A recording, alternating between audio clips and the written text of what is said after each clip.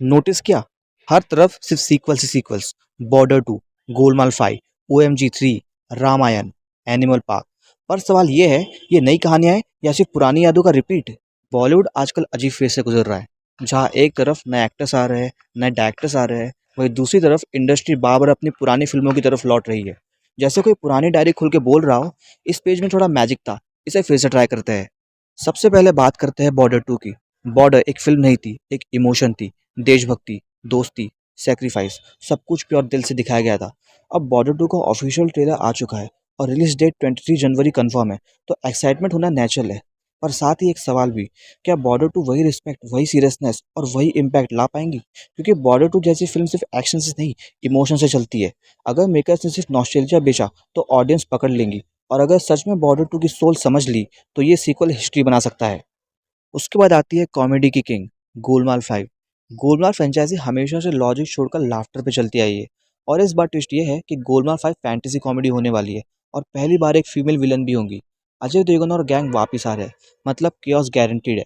पर सवाल ये है, क्या गोलमाल 5 फ्रेश लगेगी या फिर वही पुराने जोक्स का रिमिक्स?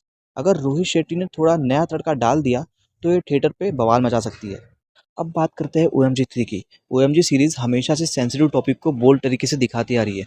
पहले लॉर्ड कृष्ण, फिर लॉर्ड शिवा, और अब अक्षय फिर से गॉड के रोल में आ रहे हैं, साथ में रानी मुखर्जी भी। डायरेक्टर अमित राय इस फिल्म को और ज़्यादा ग्राउंडेड और थॉट प्रोवोकिंग बनाना चाहते हैं।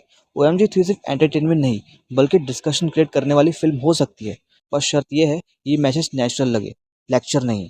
फिर आती है द केरला स्टोरी का sequel, beyond the Kerala story. ये फिल्म सिर्फ केरला तक लिमिटेड नहीं रहेंगी, बल्कि पूरे भारत की रियल स्टोरी दिखाने का क्लेम कर रही है। मेकर्स ये भी कह रहे हैं, ये ज़्यादा डीप, ज़्यादा इंटेंस और ज़्यादा पेनफुल होंगी। इस फिल्म के साथ क्यूरियोसिटी भी और कंट्रोवर्सी की शेडो भी। देखना ये होगा, क्या ये सीक्वल सिर्फ शॉक वैल्यू पे चलेगा या सच में अनहर्ड स्टोरी को रिस्पेक्ट के साथ प्रेजेंट करेगा। अब थोड़ा सीरियस एक्शन की बात करते हैं। धुरंधर 2 पार्ट 1 ने स्ट्रॉन्ग इम्पैक्ट छोड़ा था, इसीलिए हाइप रियल है।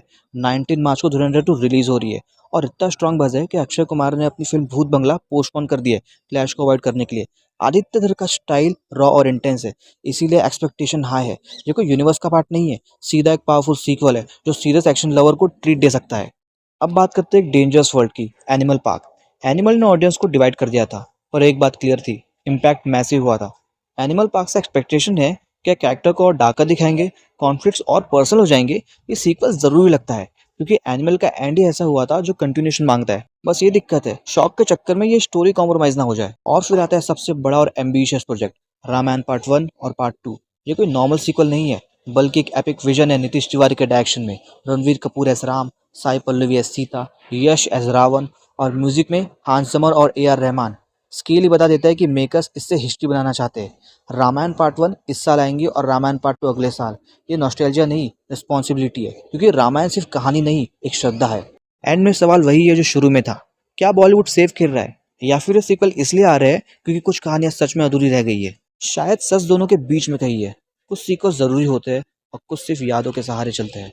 अब फैसला तो ऑडियंस के हाथ में है, कौन सा सीक्वल नाम का होगा और कौन सा सीक्वल हिस्ट्री बनाएगा। कमेंट करके जरूर बताना, क्योंकि हो सकता है तुम्हारी सोच इस नेक्स्ट वीडियो का टॉपिक बन जाए।